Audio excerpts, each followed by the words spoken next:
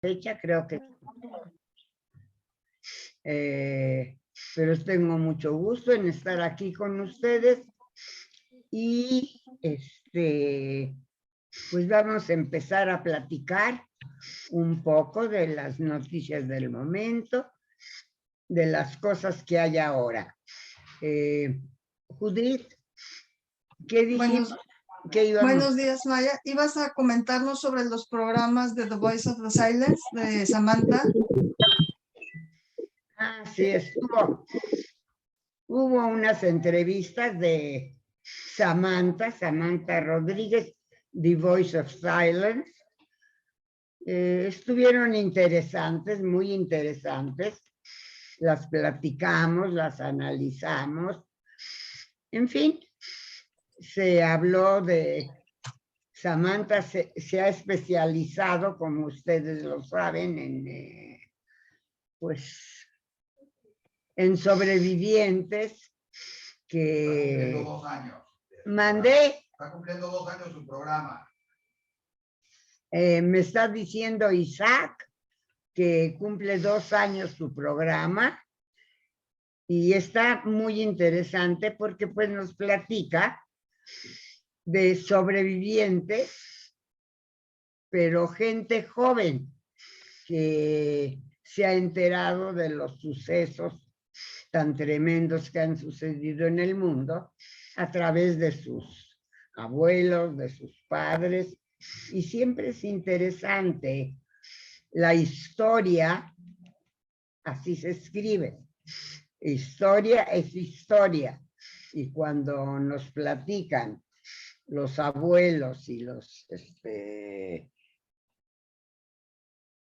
padres, pues siempre es interesante y hay que escucharlos porque eso es historia viva. Es a mí en lo personal, ¿qué quieres hablar? No, está bien. No, es que vi que Daniel alzaba la mano. Ok, no. No sé si quiera hablar, decir algo. No quiero, no. ¿No? No, Maya, alzó la mano por alguna otra razón. Bueno, la verdad es que siempre es interesante. A mí desde chiquita, me acuerdo que me encantaba oír lo que platica la gente mayor, cuando platicaban entre ellos y empezaban que fueron acá y fueron allá y vieron esto y vieron aquella obra y bla, bla, bla. Yo sentía que estoy aprendiendo de todos ellos. Siempre me pareció maravilloso. La verdad, siempre me pareció maravilloso todo lo que escuchaba yo de la gente mayor. Y no tenía que ser gente mayor muy preparada, que me estuviera dando clases ni nada de eso, sino simplemente que platicaban de su vida, que fueron, que compraron, y decía yo, bueno, son cosas que suceden en la vida diaria. Y esa es la herencia que nos han dejado las generaciones anteriores y hemos aprendido así lo que fue el pasado. Y bueno, nosotros hemos edificado nuestro presente. ¿Alguien que quisiera comentar? ¿Quieren agregar algo? Oigamos lo que tienen que decir. ¿Nadie? No, creo que no tenemos ahorita, pero yo tenía, estábamos comentando hace ratito. Sí. ¿Por qué es tan importante esta parte de conocer la historia? ¿Te acuerdas que estábamos comentando? Si nos quieres comentar para que todos lo puedan escuchar. Y lo que decías del programa, de la importancia de conocer la historia, de las historias, por ejemplo, de los programas que pasa Samantha. Bueno, mira,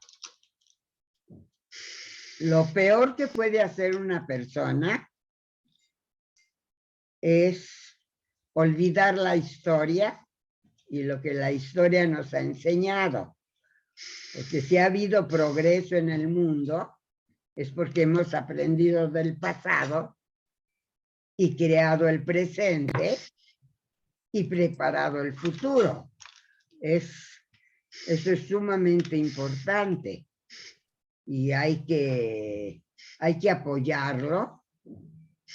Y yo siento que verdaderamente que debemos de abrir la puerta a estos comentarios. Y a mí siempre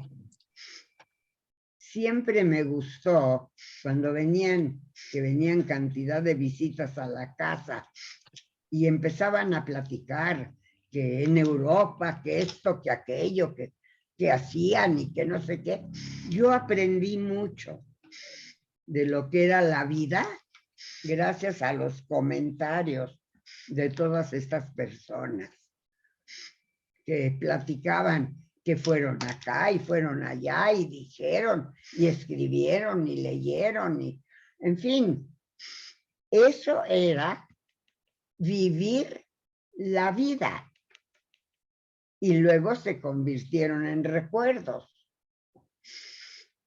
Y digo, me da mucho gusto que yo, pues a los 91 años, puedo acordarme de tantísimas cosas porque pues tuve una vida de veras muy interesante, lo que sea de cada quien. De las personas que visitaban tu casa, ¿recuerdas alguna que en especial te haya marcado por algo que escuchaste de ella? Mira,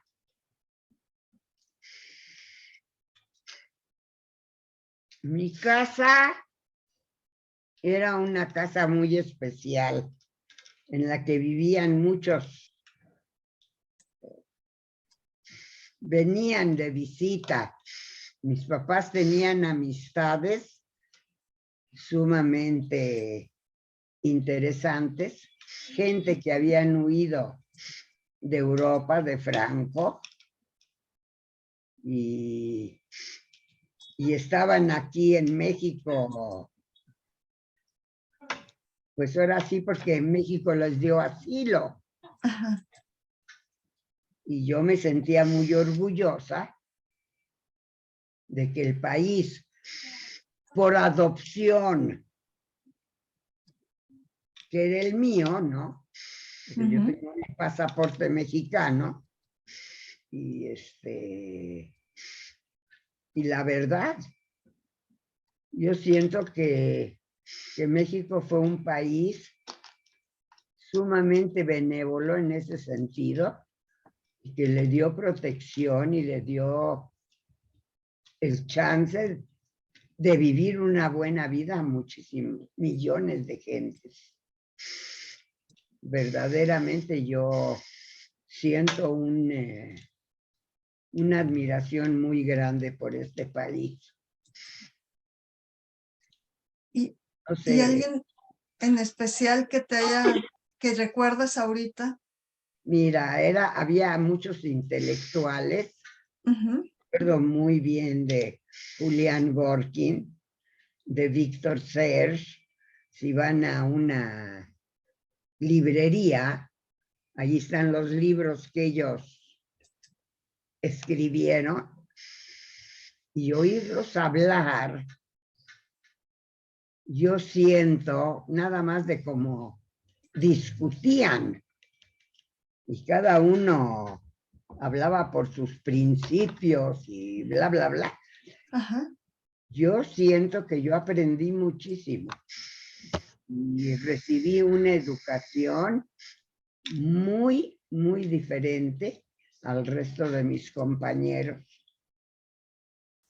¿Qué es lo que recuerdas de estos dos intelectuales que acabas de comentar? En especial, si hay algo en especial. Eran gente muy especial que no les molestaba platicar conmigo, a pesar de que era yo una chamaca, pero si yo les platicaba algo, si yo les preguntaba algo, me contestaban. Y yo aprendí mucho de todo este grupo de gente, que eran las amistades de mis papás. El ambiente en el que me crié era un ambiente muy, muy especial. Yo siento que aprendí mucho y que fui diferente a muchos de mis compañeros. La verdad, lo que sea de cada quien. Recibí una educación muy diferente. ¿Y qué es lo que dirías tú que, aparte de conocer a estas personas tan interesantes, qué hizo diferente tu educación? Aparte de también, tú decías, tus padres que eran muy especiales y eran muy abiertos para muchas cosas, ¿no? Para la Muy época. abiertos. Eran bundistas, Ujú. es decir, socialistas judíos, eran luchadores por los derechos humanos y me transmitieron esas ideas. Y bueno, ¿qué quieres que te diga? En general estoy muy contenta de la vida que me tocó vivir. Maya, ahorita estábamos comentando de alguna manera cómo nos ha beneficiado y cómo nos ha, digamos que, quitado algunas posibilidades la tecnología en relación con conocer nuestras historias personales o la historia incluso del país donde vivimos o del mundo. No sé si quieras que comentarlo también. Pues mira, no sé exactamente qué es lo que quisieras que comentara, pero es un hecho que yo siento que a mí básicamente lo que me enseñaron es que el saber, el conocer, el tener una cierta preparación es muy importante. Y si además lo transmites, pues estás haciendo una obra buena, una mitzvah. Porque si solo yo desarrollo mi intelecto y todo y no lo transmito, bueno, pues allá yo con mi... No estoy haciendo nada. Pero en fin, a medida que me acerco a los 100 años, que no sé si vaya yo a llegar o no, eso es algo que nadie me puede decir ni nada, pero bueno, vamos a ver qué pasa y espero habérselo transmitido a mis hijos también, que busquen, que tengan curiosidad, que aprendan, en fin, que participen del desarrollo del mundo. Y comentábamos también un poco sobre la importancia que tiene conocer nuestras propias historias y que ya hemos dejado de platicar, ¿te acuerdas? Que ya hemos dejado de platicar y de conocer la historia de nuestra propia familia. Bueno, yo espero que mis hijos sí sepan la historia de la familia y que la transmitan y que ellos, bueno, también ya oiremos qué dice Daniel, si él siente que le hemos transmitido la historia de nuestra familia. ¿Tú qué dices, Danielito? Te estoy viendo en la pantalla. A ver, ¿quieres hablar Bueno. algo o no? No, porque lo voy a hablar en las efemérides. Exactamente ese punto. Ah, mira, no sabía yo que vas a hablar de eso. Ok, entonces esperemos a que tome la palabra Daniel con las efemérides. Bueno, no A sé ver. si... Ajá.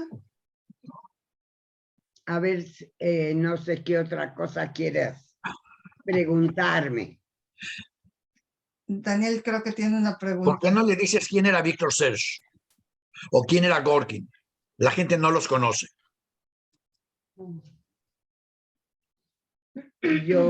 Son intelectuales. Víctor Serge es francés, perdón, que en paz descanse. Francés. Julián Gorkin era español.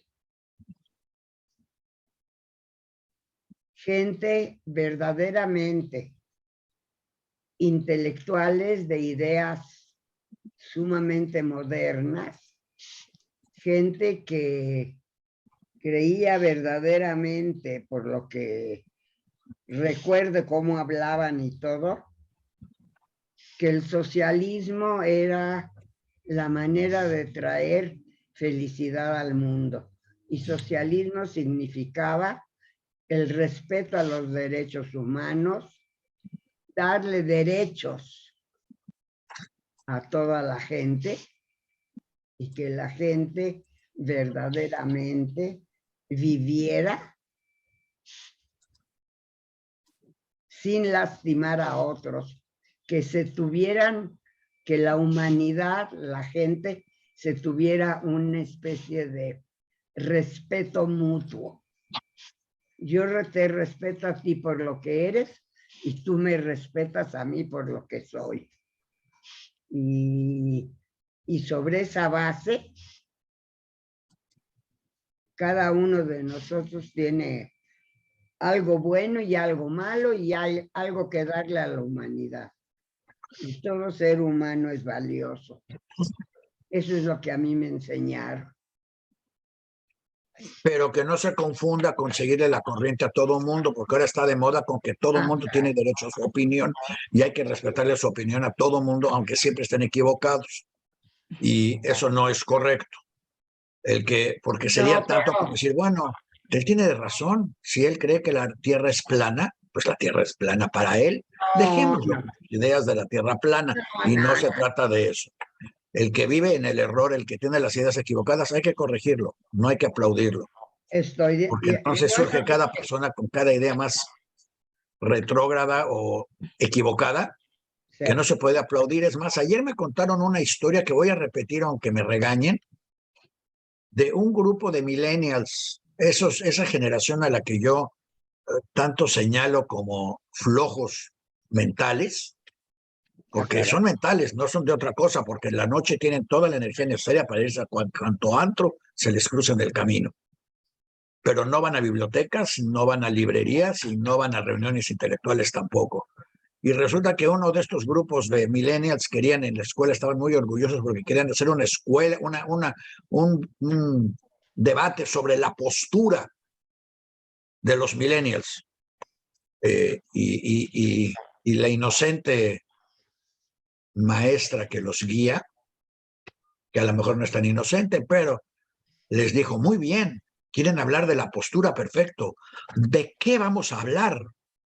Y entonces le explicaron que van a hablar de cómo sentarse derecho, cómo caminar derecho, cómo tener una buena postura, porque no sabían que la postura tenía otra acepción, tampoco saben lo que significa acepción, y tampoco se iban a meter a discutir posturas mentales o sociales. Y ese tipo de flojera mental es la que permite que los militares regresen a tomar el poder en un país que ya los había abandonado por mucho tiempo. No abandonado porque los tenía muy bien alimentados, pero ahora de pronto se dieron cuenta de que hay un vacío mental y vienen a llenar ese vacío mental. Yo creo que más que vacío mental es una falta muy grande de educación y la ignorancia. No es vacío mental propiamente, es la ignorancia. ¿Y cómo llegaron a la ignorancia si pasaron por la escuela y salieron de familias donde supuestamente los papás salieron de la escuela y se volvieron clase medieros que en teoría querían mandar a sus hijos a escuelas privadas o cosas por el estilo, o hasta universidades? ¿Para qué? Daniel, el hecho de ir a la escuela y aprender a leer y escribir no quiere decir que ya tienes cultura. Depende mucho de lo que lees, de los contactos que tienes, el trabajo que realizas. Entran muchos factores. Y bueno, no todos logramos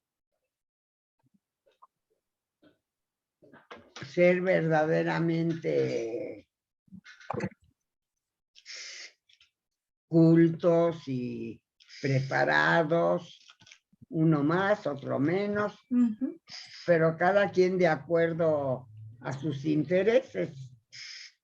Y no por eso hay que despreciar a quien sabe menos que tú, pues es todo. No. Yo pienso que todo aquel que tiene oportunidad de aprender, tiene tiempo para aprender, tiene capacidad para aprender y usa su tiempo, usa su capacidad, usa su habilidad para no aprender, tiene que ser recibir una llamada de atención para tratar de despertarlo. Porque esos millones de neuronas inutilizadas o alcoholizadas o mediatizadas o televisadas, al morir y al no funcionar, nos afectan a todos. Porque ese tipo de gente es el que genera que sucedan movimientos sociales que en realidad son antisociales por la debilidad mental de estas personas. O sea, sí tiene una consecuencia a todos los demás, la flojera mental de los demás. Entonces, si no quieren actuar como los rebaños, que se metan en su casa y señalen nada más hacia dónde quieren que los llevemos. Que no estorbe nada más. Yo nada más insisto en que no es flojera mental, ni todos está, o sea, no podemos generalizar de esa manera y que hay muchos factores que influyen. Que no lo podemos generalizar como flojera mental. Yo claramente no destaqué los que tienen la habilidad, la capacidad física, el tiempo disponible y el dinero para tener ese tiempo para sentarse a leer o a pensar o a discutir o a analizar. Esos pueden tener muchos otros motivos, como tú dices.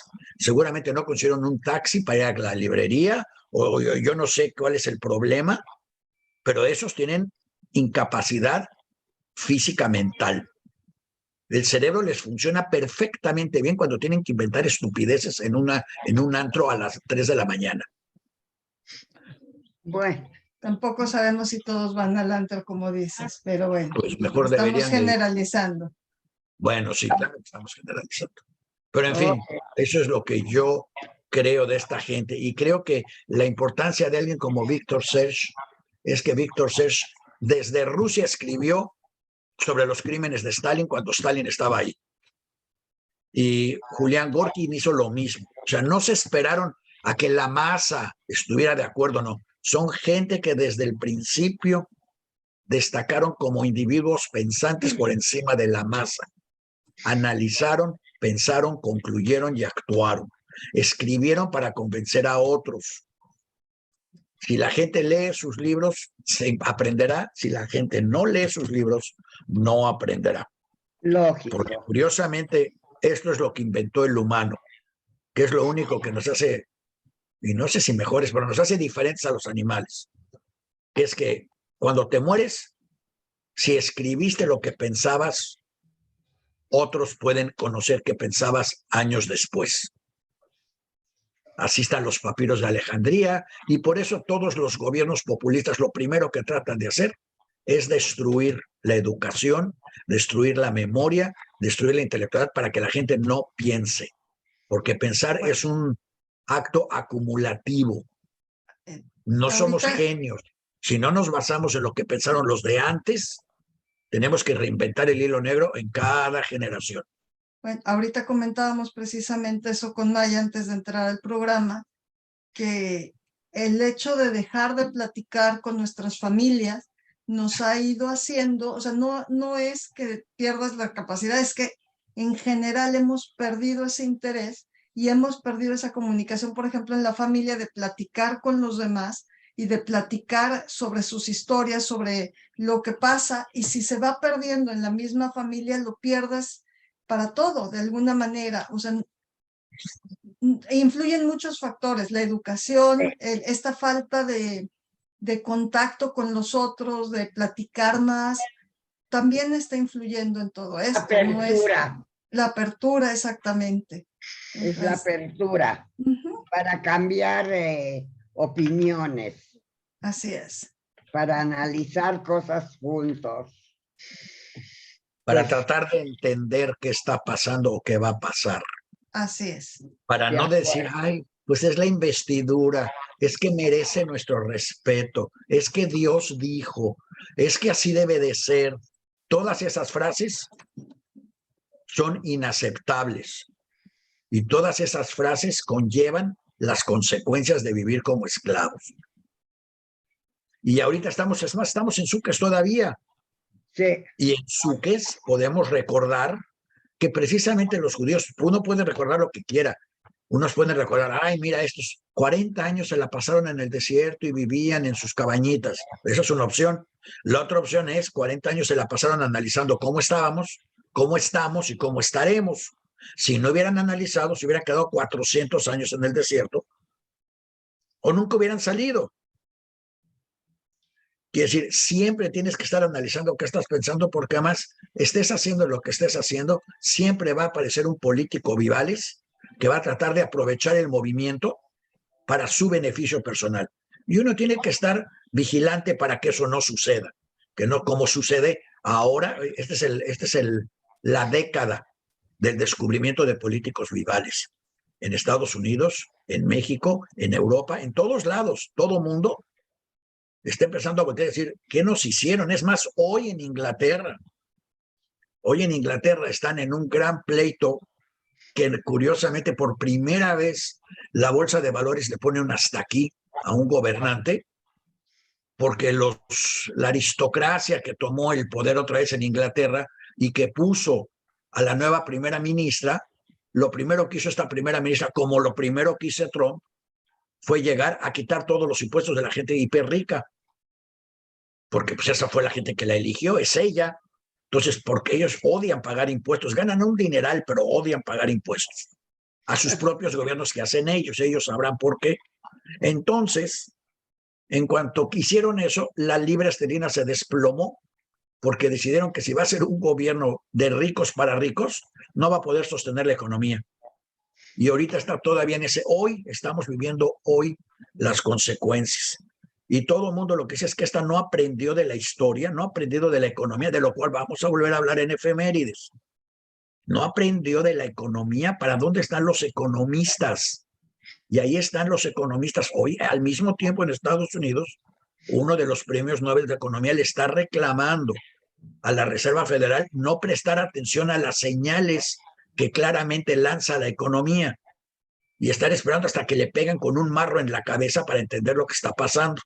Y para cuando te pegan con un marro en la cabeza ya es muy tarde. Tienes que poder prever que va a venir alguien con un marro a golpearte para poder evitarlo. Y eso es lo que da el pensar.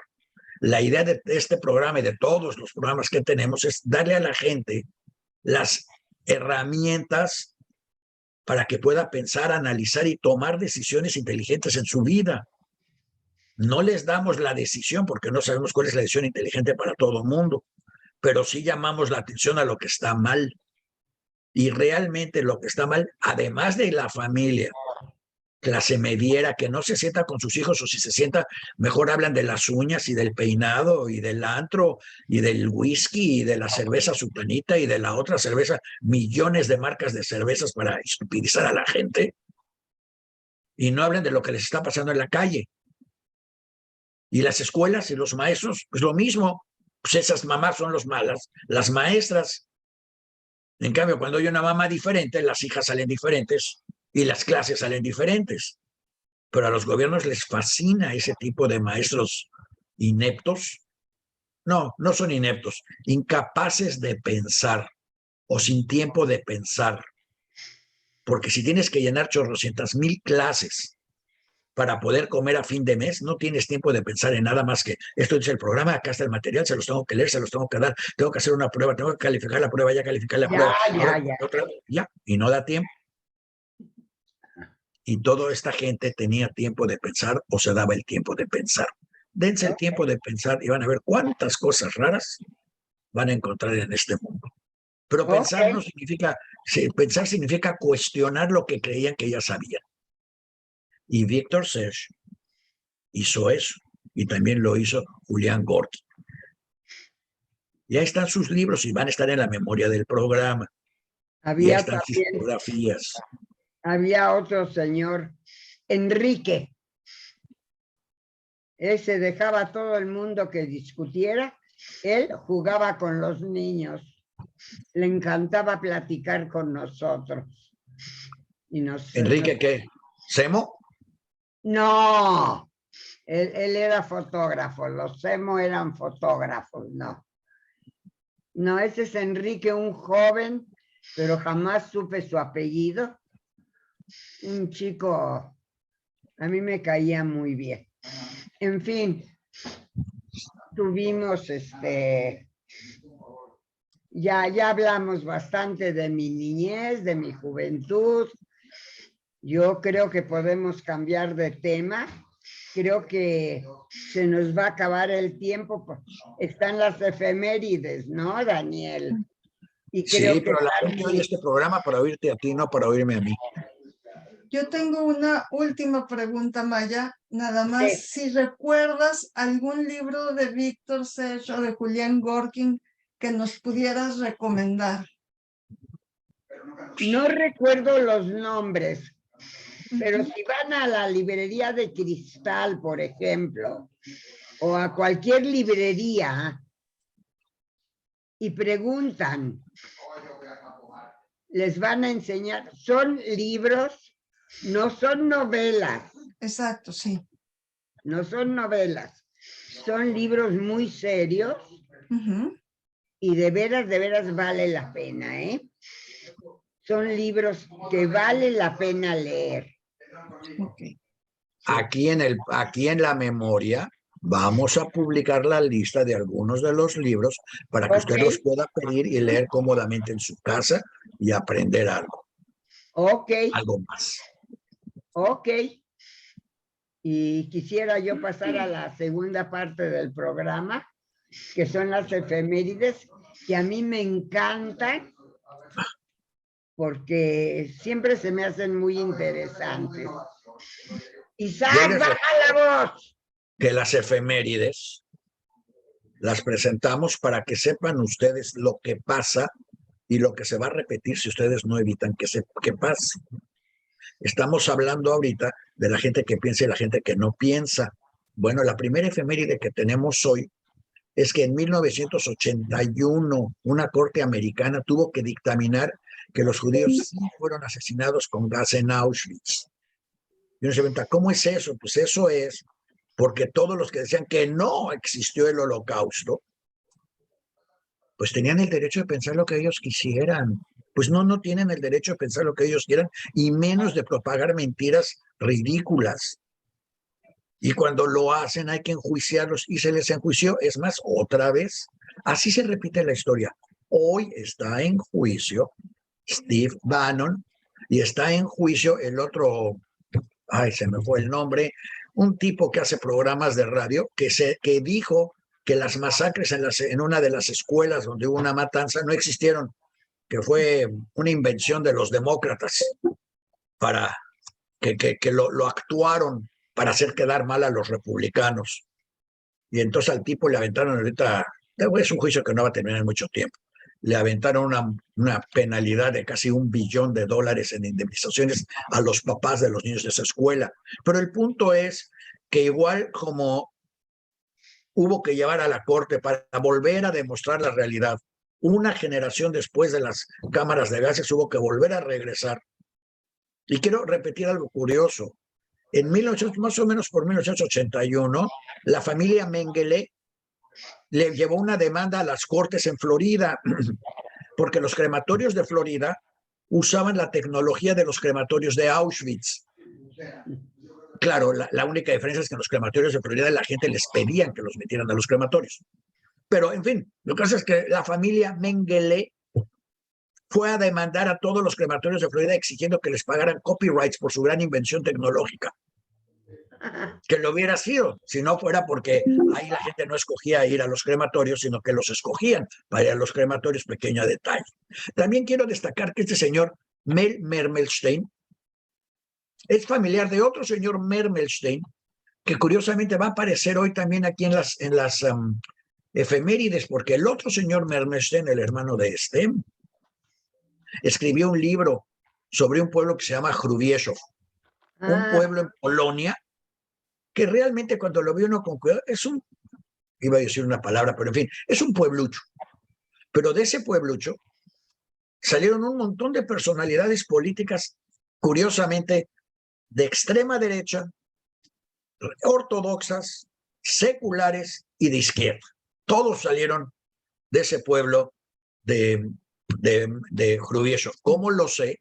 Porque uno de los capítulos de ese libro del señor Mermelstein se llama Los Eisen, que le enferman, porque había un señor Eisen en ese pueblo de Hrubieszów, de donde vienen o venimos los Eisen, que era el rico del pueblo. ¿Por qué era el rico del pueblo? Porque tenía un camión.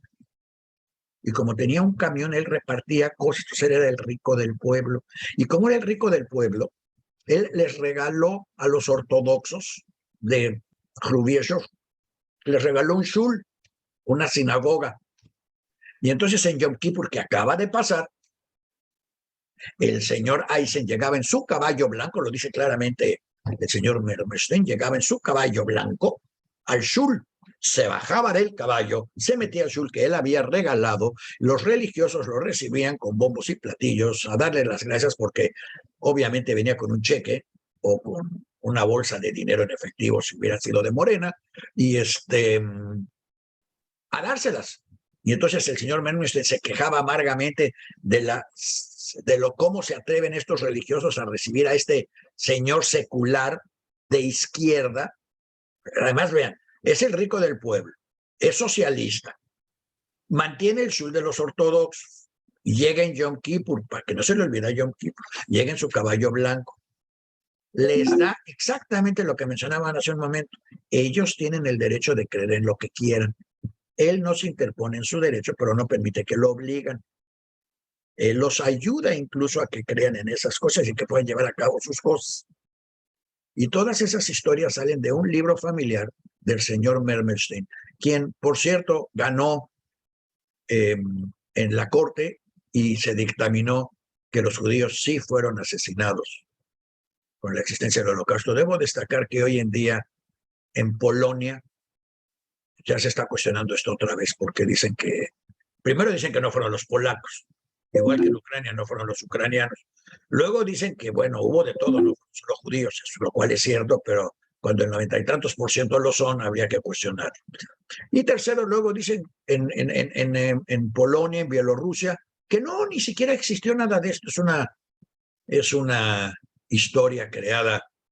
Ahora dicen, ya no, antes decían por los judíos, ahora dicen por los sionistas, para justificar una serie de acciones que ellos tienen. Pero en fin, esa es la primera que estamos recordando. Fíjense todo lo que podemos recordar y traer al día de hoy de un evento que sucedió el 9 de octubre de 1881. También ahí tenemos la mención de unos doctores que se ganaron el Premio Nobel de Medicina, y tenemos la publicación en yiddish de Kolme Basser, que en realidad es Kolme Bouchard, que se publicó en Rusia. lo más importante de esto es que con la publicación de Colme Bouchard en 1862, la prensa judía tiene 500 años de existencia, la prensa en yiddish, y empezó en Ámsterdam en realidad. Y era básicamente, la prensa en yiddish eran periódicos de noticias que avisaban qué barco llegaba, qué barco se iba, qué cargamento había pasado, qué había pasado en tal pueblo. Eran básicamente noticias. Pero Colme Bouchard agregó el área de editoriales, de pensamiento y de análisis.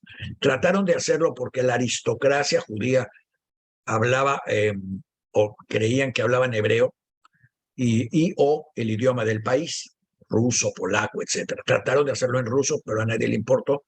Trataron de hacerlo en hebreo, pero nadie lo entendió.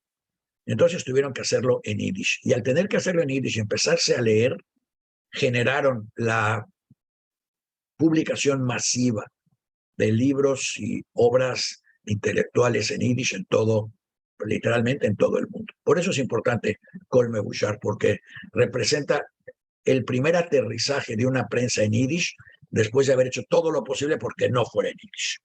O sea, los editores realmente pasaron años tratando de que no se publicara en yiddish. En fin, también se creó en 1843 la Bnei Brit. Esto lo voy a decir más que nada más como chusquería.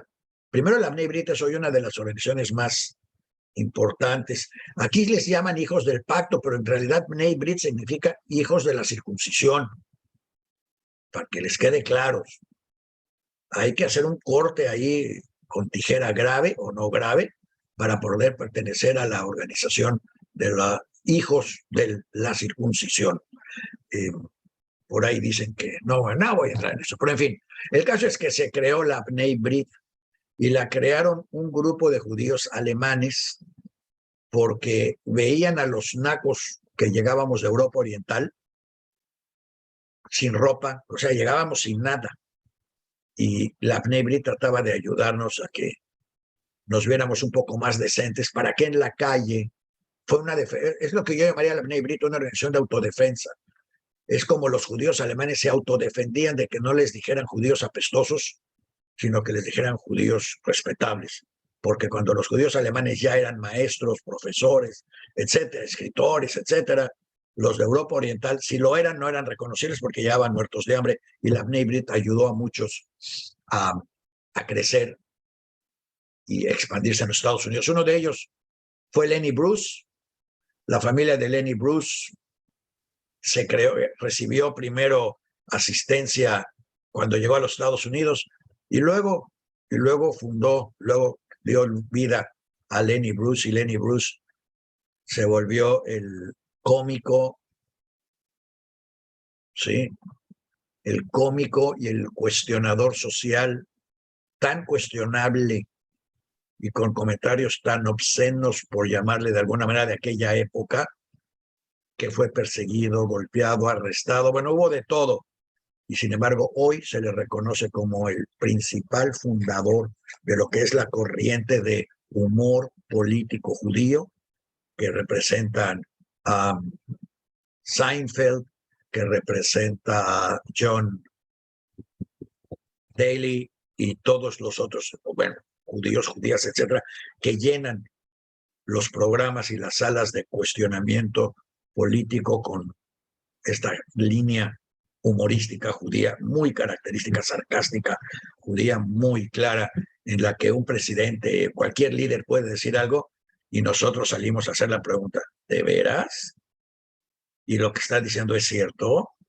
O sea, vamos a quitar el dinero para dárselo al bienestar. ¿El bienestar de quién? O sea, es un comentario que no cualquiera hace, y menos públicamente. Pero en la línea del judaísmo humorístico político, esta es una línea muy clara. En fin, también nació Hannah Arendt. Hannah Arendt le tocó una vida interesante porque primero escribió, ahí están, miren, La condición humana, verdad y mentira en la política. ¿Cuántas cosas? La libertad de ser líderes, quiere decir, hay que ser líderes. Los orígenes del totalitarismo que todo mundo debería de leer hoy en México, todos, para entender lo que está pasando y prepararse y evitarlo. En fin, Hannah Arendt, lean Hannah Arendt. Y entre otras cosas, Yo no lo sabía, me lo acaban de decir, porque luego yo no me meto en esas cosas que son tan simpáticas y tan interesantes. Hannah Arendt fue amante de Kierkegaard, y este señor se volvió nazi. Voy a decir que se volvió nazi porque creía en la teoría en todas las estúpidas teorías de Hitler, y no porque conoció a Hannah Arendt. Voy a decir que ella no lo ayudó y no lo empujó hacia ese lado de las creencias, pero muchas veces lo que una persona cree o dice tiene tanto que ver con comentarios tontos o situaciones totalmente interpersonales con otra persona que podría ser posible. En fin, miren, acá está el levantamiento en el campo de exterminio de Sobibor. Sobibor fue el campo de exterminio donde murió la gente de Hrubieszów. ¿Recuerdan que hablábamos de Hrubieszów hace un momento? Ahí se murieron, en Sobibor. Es más, mi mamá, que luego le da flojera hablar de sus cosas, tiene una fotografía de la familia de Miseide en Hrubieszów. Y casualmente la foto nadie la hizo, así se hizo. Todos los que quedaron, se oscureció la mitad de la foto. La mitad de la foto tiene fondo blanco y la mitad de la foto tiene fondo negro. Se hizo así. Y todos los que están en el fondo negro son los que murieron. Pero así es. Y ahí está la foto de los de Hrubieszów. Miren, también ahí sale Elie Wiesel con el Premio Nobel de la Paz. Elie Wiesel pasó por esos campos de exterminio, ya hemos hablado de él y hemos presentado sus libros, pero también deberíamos de presentarlos otra vez. Elie Wiesel, Premio Nobel de la Paz, y los libros que escribió sobre sus experiencias personales en los campos de exterminio, a un nivel de cotidianeidad, porque para entender lo que eran esos hay que entender cómo se fue dando. Por eso estamos teniendo un nuevo programa en Polémica y Café, donde estamos entrevistando a refugiados, gente que salió de Venezuela, para que nos explique cómo en Venezuela, en las calles de Venezuela, se fue imponiendo el chavismo y el militarismo hasta que tuvieron que salirse o morir en Venezuela, para que ustedes lo vayan entendiendo, porque y más cuando no queremos leer, es muy difícil entender cómo esto se da en el pasado, cuando se está repitiendo hoy. En fin, Pérez, Rabin y Arafat recibieron el Premio Nobel de la Paz por una paz que nunca implementaron. Arafat traicionó el arreglo cuando descubrió que firmar la paz y crear un Estado palestino lo volvía presidente. Ya no podía estar en campaña política todo el tiempo, ya tenía que ser presidente y eso no le gustó.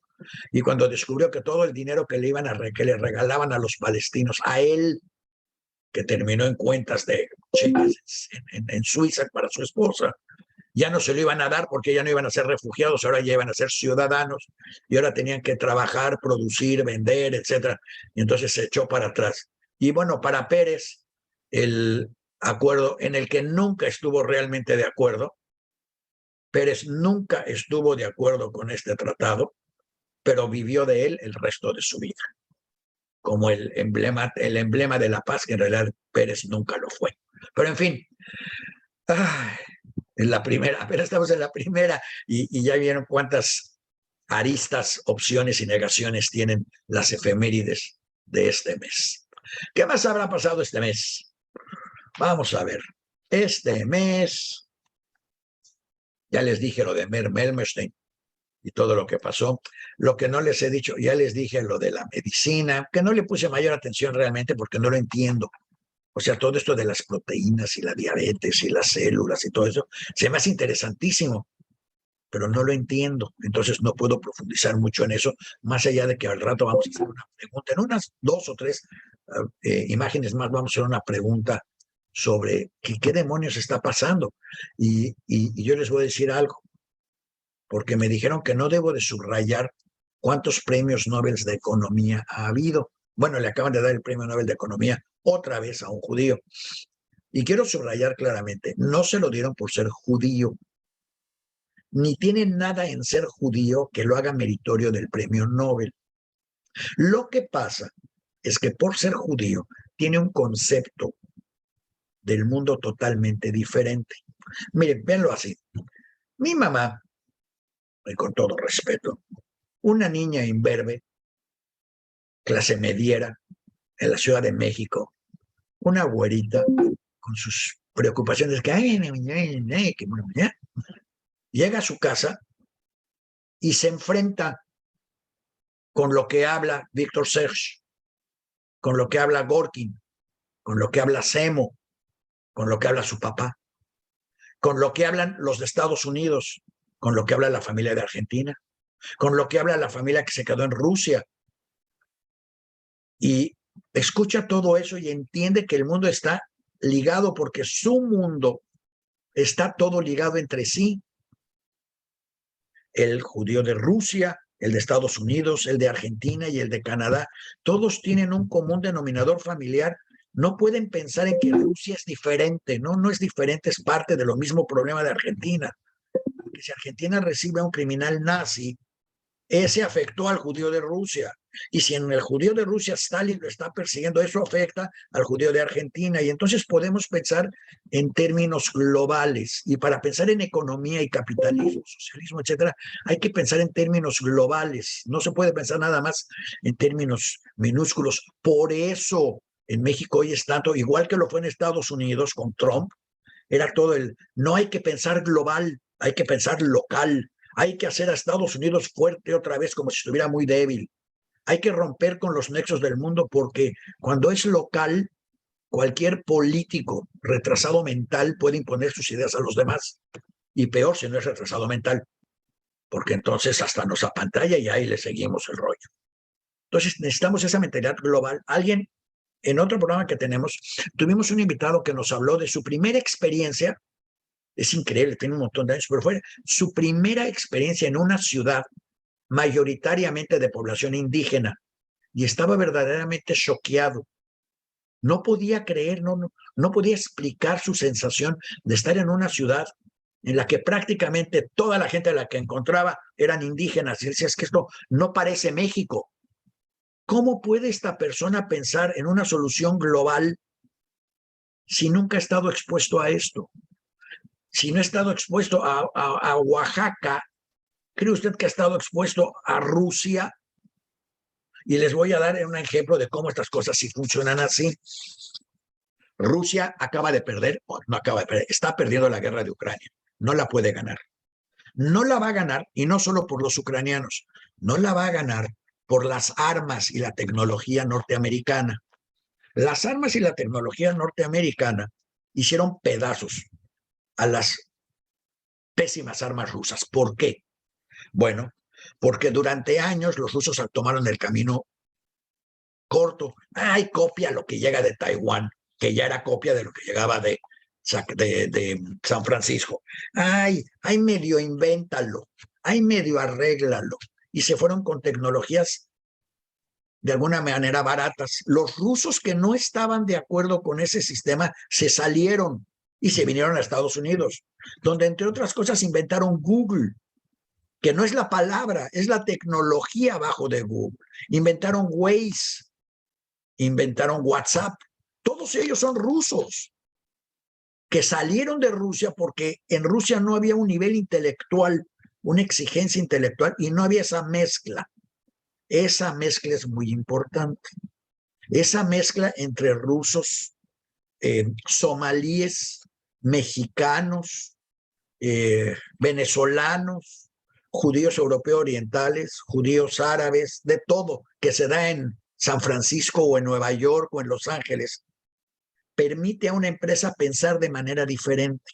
Si todos vienen del mismo grupo, todos piensan genéricamente igual, y el que piensa diferente, pues hace mucho que lo sacaron del grupo, ahí está loco, no le hagan caso. Ahí vea, está con sus ideas, es una revolucionaria, o es una feminazi, sácala de acá, y la sacan.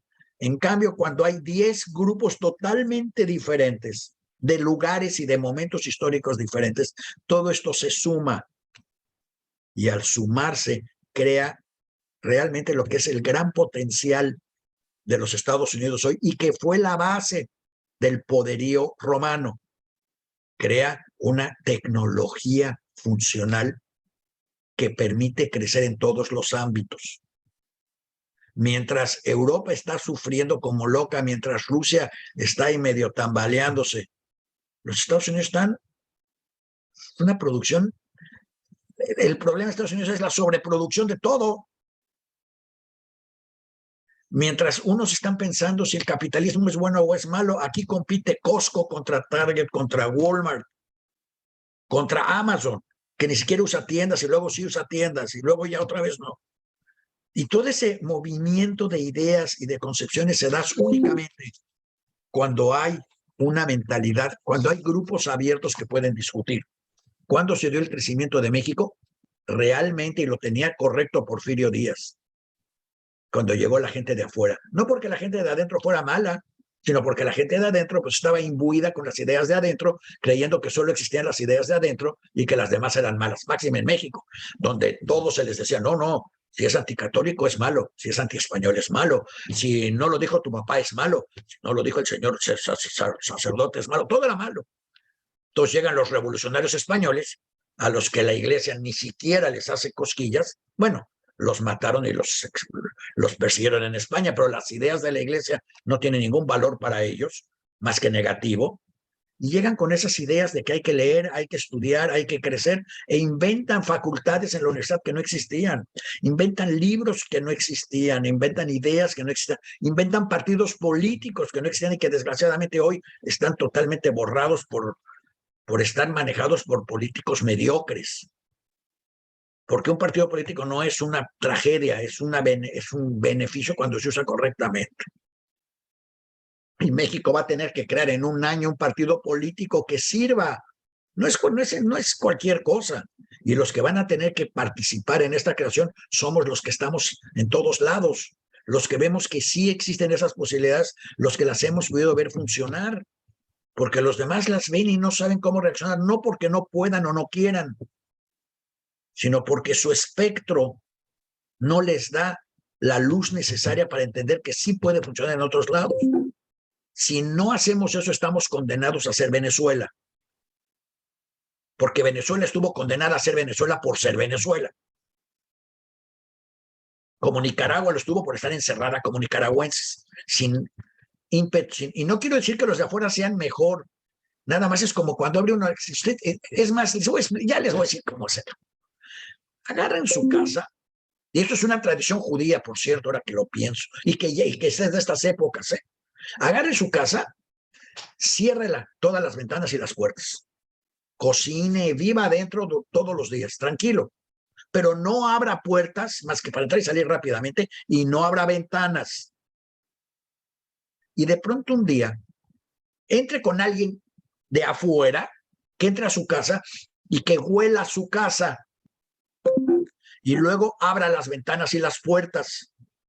Y esa persona le va a decir, oye, ahorita que entré, se oreó la casa, ya huele diferente, porque entran ideas nuevas. Si se cierran las ventanas y las puertas, no entra nada ni nadie. Y en esos casos estamos condenados a seguir viviendo y seguirnos contaminando en el mismo aire putrefacto en el que estábamos viviendo. Y eso nos está pasando en todos lados, porque además nos están tratando de obligar a cerrar puertas y ventanas. Los movimientos populistas están insistiendo mucho en eso porque saben que en un aire putrefacto se piensa menos y se actúa aún menos. En fin, por eso hay tantos premios. No, vean esto, es una majadería. Finalmente somos nada de la población, pero como estamos en todos lados y escribimos mucho, eso es lo que nos hace diferentes, que creemos que hay que escribir para dejar memoria. Y entonces, como escribimos mucho, salimos, uno lee lo del otro y lee lo del otro, sale con otras ideas. No somos más inteligentes, de veras que no. Es más, yo les puedo dar nombres de cuates que yo tengo que son requete brutos. Más brutos que los que usted conoce. Y son judíos, ¿eh? También les puedo dar otros que no tienen un gramo de imaginación y son judíos. Les puedo dar otros que son requete feos y son judíos. Otros que estamos requete gordos y son judíos. Otros que hacen mucho ejercicio y son de todo, de todo. La única diferencia es que hay unos cuantos que piensan y discuten y en sus casas, como la ley, que están enfrentados a una realidad y la aceptan, no la rehuyen. Y no hacen como en otras casas, ay, los niños que se vayan a jugar, ay, dales una pelotita y que se vayan a perseguir la pelotita. No, que se queden y que piensen y que aprendan y cuestiónalos. ¿Qué aprendiste? ¿Qué oíste? ¿Qué dijo? Y entonces ellos se van a poder preparar para vivir mejor, ya sea que lo vivan en México o si se tienen que salir, que lo vivan en donde sea que se tengan que salir. Yo últimamente estoy descubriendo que un montón de cosas que decía mi papá tenía razón y yo ni cuenta me daba. Una de ellas, cuando escogí la carrera, yo quería estudiar leyes. Yo voy a defenderlo. Realmente a quien no hubiera defendido, pobrecitos, porque el juez hubiera enojado mucho conmigo a la primera de cambio. Pero pero me dijo, no puedes estudiar leyes. Que no puedes estudiar leyes. Porque si estudias leyes y te tienes que ir de México, el título de leyes no te va a servir para hacer otra vida en otro lado. Vas a tener que volver a empezar. ¿Y por qué me voy a ir de México? Mira qué bonito está. Y estamos aquí en Narvarte, para quien no lo conoce, colonia clase mediera, que a Saldaña no le gustaba mucho porque éramos puro clase mediera universitario, con calles amplias, árboles, lugares para estacionar, poco tráfico, a niñas de faldas cortas, todo perfecto. Y no me dejó estudiar leyes porque no me iba a servir. Y yo no podía entender por qué me voy a querer ir de México jamás. Y miren, acá estoy. Y quisiera yo regresar, pero solo voy a regresar cuando cambie el gobierno de México. Pero él lo sabía porque él también se tuvo que salir de su país.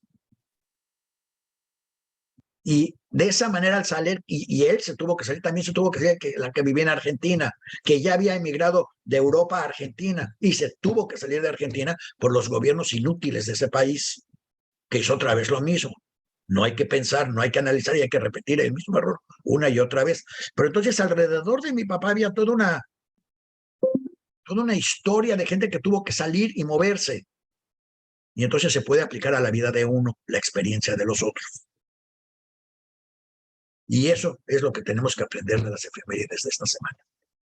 Que se diviertan mucho. Muchas gracias. Se nos acaba el tiempo y estamos por entrar a otro programa. Yo me tengo que despedir porque me tengo que ir corriendo a Polémica y Café. Y ustedes que quieran, los que quieran se pueden quedar aquí. Ya saben, el masoquismo es puro y libre y pueden ustedes quedarse a escuchar mis quejas. Porque en Polémica y Café sí me quejo. Ok, ya te vamos a escuchar. Gracias por tu participación y creo que ya es hora de despedirnos, sí. Sí. Agradezco mucho a todas las personas que nos escucharon. De veras, quédense a escuchar Polémica y Café. Por lo que oí, va a valer la pena. Vamos a ver qué pueden quedar a participar también, no solo escuchar. Ok, ya pueden hablar, pueden reclamarle a Daniel en lo que no estén de acuerdo con él. En fin, aquí los esperamos. ¿Y ahora eso qué es? Es una taza con un mensaje, Maya, que siempre ponen dije polémica. Claramente, estaría de acuerdo contigo, pero si lo hago, los dos viviríamos en el error. Ah, caray. Ah, caray, ese es el lema de Polémica y Café. Acompáñenos, nos vamos. Muchas gracias. Ok, gracias por haber estado con nosotros. Los espero la semana que entra. Vamos a ver de qué vamos a hablar. A ver, espero que no suceda nada malo. Pero nos vemos la semana que entra. Gracias mil por haber estado con nosotros. Hasta luego. Muchas gracias a todos. Los esperamos el próximo viernes en punto de las 12. Acompáñenos en Polémica y Café y también pueden ver todos nuestros nuevos programas en voceshispanas.com o Voces Hispanas en Facebook y ahí van a ver todos los programas nuevos que tenemos. Gracias a todos. Los esperamos el próximo viernes.